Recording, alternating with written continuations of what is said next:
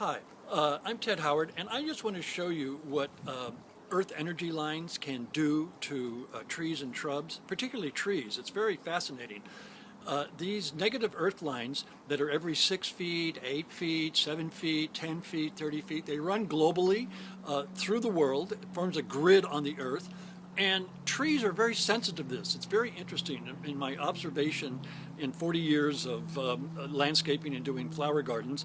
And where these trees and even bushes, if they're planted on 1 or 2 or 3 negative lines, you'll see a distinct curve and or reluctance to grow in a bush or a rose. You'll see this, and it's very obvious. You just have to look in your environment and look around and observe, and you'll see that these trees that lean out, you think they just lean out because they're going to the sun. No, it's because they're getting away from negative lines. And I'll be showing you some excellent examples of what I mean in this video. Okay, this is a very dramatic example of 4 or 5 negative lines that I measured.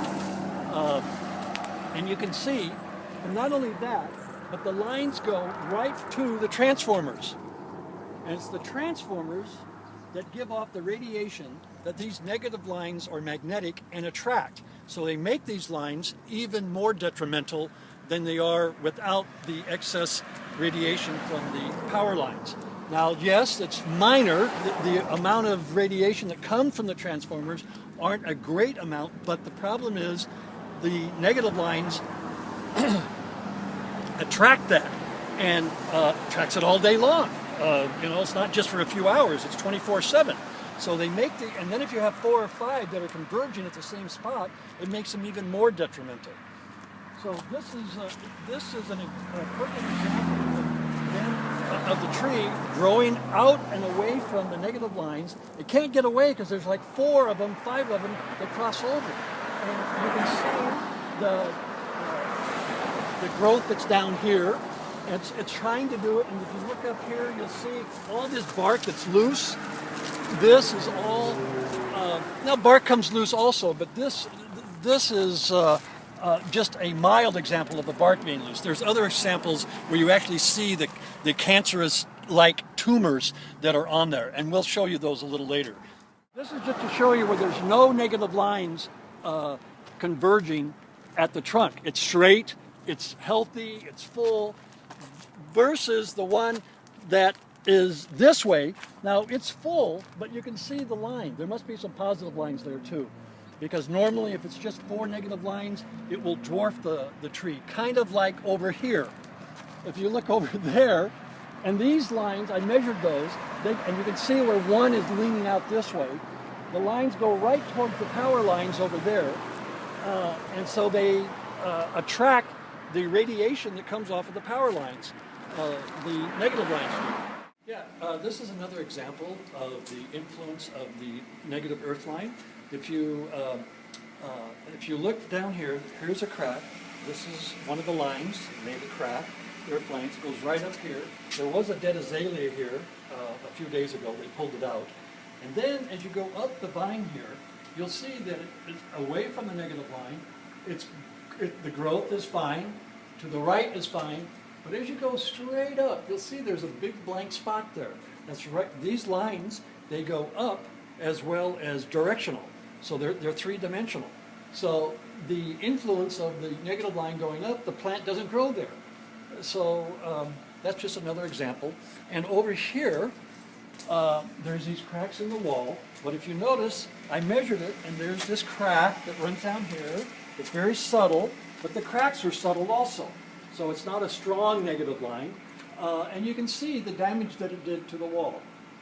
And that just shows you the subtle effect of the negative lines. This is another example of the crack in the wall. You can see it there. Well, there's 3 negative lines that converge right here.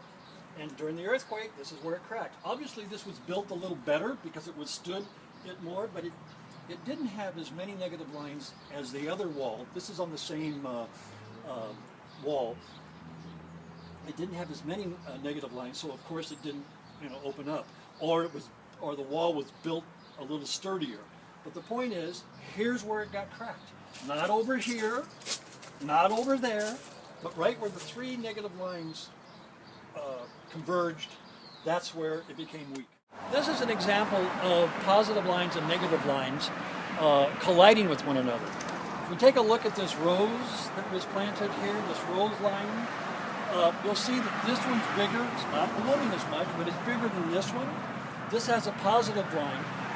There's also a negative line that runs this way.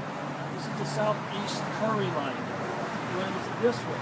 So where these roses don't have a positive line, they're smaller,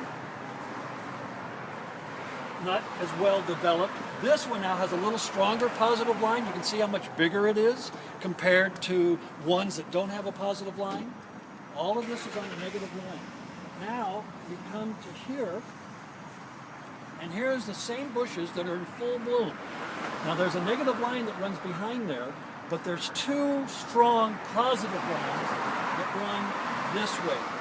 And so those positive lines counteract the negative lines much stronger, and that's why the roses are in full bloom here. So here we are in the North Hollywood Park, and this is just to show you there's three negative lines that go through this tree. And what's interesting is, aside from the fact that it's leaning away from the negative lines as best as it can, you can see the excess roots on the top. But if you also notice on the ground, behind it, where the negative lines are not, there's more grass. But in front, the ground is, it's dirt. That's just a subtle indication that things don't like to grow in this particular area. They will grow, like the tree, because it has a strong strength, and it doesn't die. But if you back up and look at the tree, yes, it's old. There's lots of old trees here that are doing fine. But if you look at it, it's like half dead versus the one that's right here, which is the same size trunk, the same kind of tree, and you'll see there's obviously no negative lines going through this one. But if you look at this one here, there's going to be some negative lines. I didn't measure this one. The original one here, the first one I measured, there's three negative lines that go through it. And you can see how it just the health of the plant. And what was really revealing is the fact around the ground where the negative lines are going through, things don't want to grow there. But you go behind the tree where there's no negative lines, and there's more grass and weeds and stuff. So the point of showing you all these natural shapes that bushes and trees respond to from the negative lines is important. But what's even more important is that these negative lines run everywhere, and they go through your house, and they go upwards. They're three-dimensional. They're not just one direction. And that's the real problem, is where these lines cross over inside your house.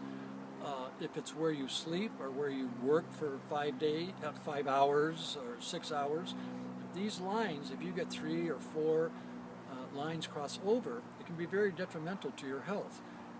It doesn't show right away, but over the years it can.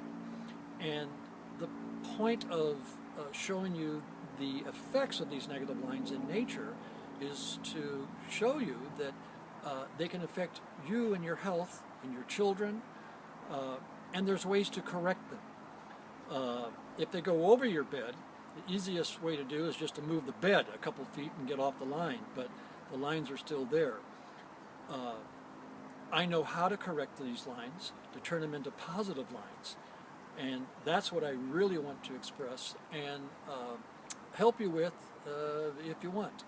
For more information, you can call me or go to my website, floweredbyhoward.com, and contact me there.